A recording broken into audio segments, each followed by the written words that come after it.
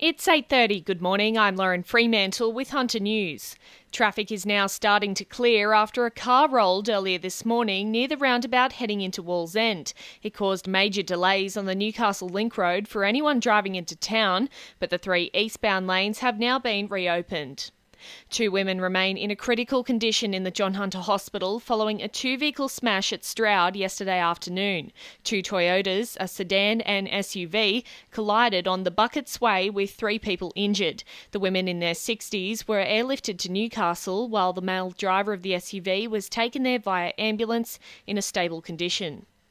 Virgin Australia is promising new flights from Newcastle to Auckland will take just 3 hours. Deputy Prime Minister Michael McCormack joined airport staff and local MPs yesterday to make the announcement, which represents the first international flights out of Williamtown in 16 years. 3 return flights a week will operate in the peak holiday period of November 22 to February 17, with fears it won't be enough to create a tourism buzz of great economic benefit for the Hunter. New South Wales Minister for Roads, Maritime and Freight, Melinda Pavey, says it was a team effort to get the project off the ground, with some helpful diplomacy speeding things along. And I've got to say, Sharon, member for Newcastle, we've done our bit, haven't we, for New Zealand, Australian relationships. We let New Zealand win the Netball Cup when I was representing New South Wales and you were representing the Commonwealth.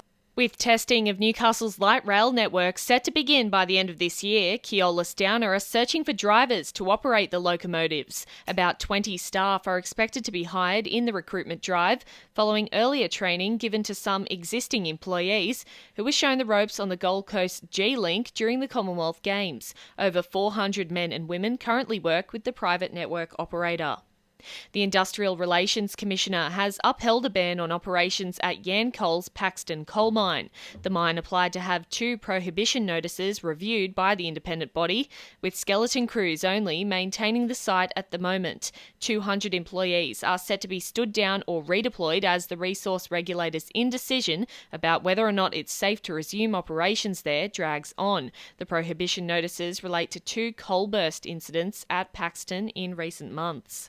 And winter is putting a strain on many homes in the Hunter, with Samaritans welcoming all donations this cold season, with reports of an increase in the number of people seeking help from their emergency relief centres. Any clean blankets, warm clothes and non-perishable food will be greatly appreciated. Acting CEO of Samaritans, Brad Webb, says anything the public can provide will be appreciated. We always welcome donations of blankets and warm clothes that we can then sell in our retail stores, as well as non-perishable goods, particularly the soups and chunky soups and spaghetti and sauces. Those kind of things really do go a long way, and all of those donations will be accepted in any of the Samaritans outlets. If you're in need of help this winter, you can visit one of the Samaritans Relief Centres at Broadmeadow, East Maitland, Cessnock or Toronto.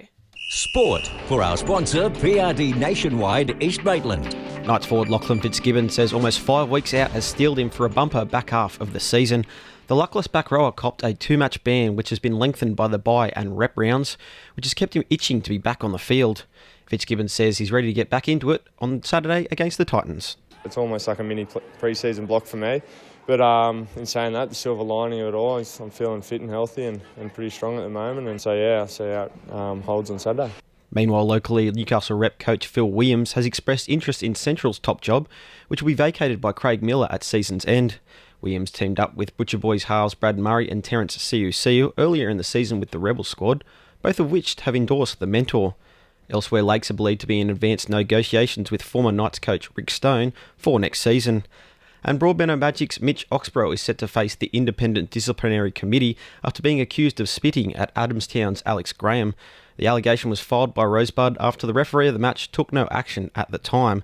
Both sides are being asked for submissions before the hearing, which is expected to be wrapped up before Magic's first FFA Cup match next month. That's Sport, I'm Josh Sim. And the winning numbers in Wednesday Lotto are 9, 45, 13, 21, 28 and 23, and the supplementaries are 19 and 27. 2NURFM News Time 26 to 9.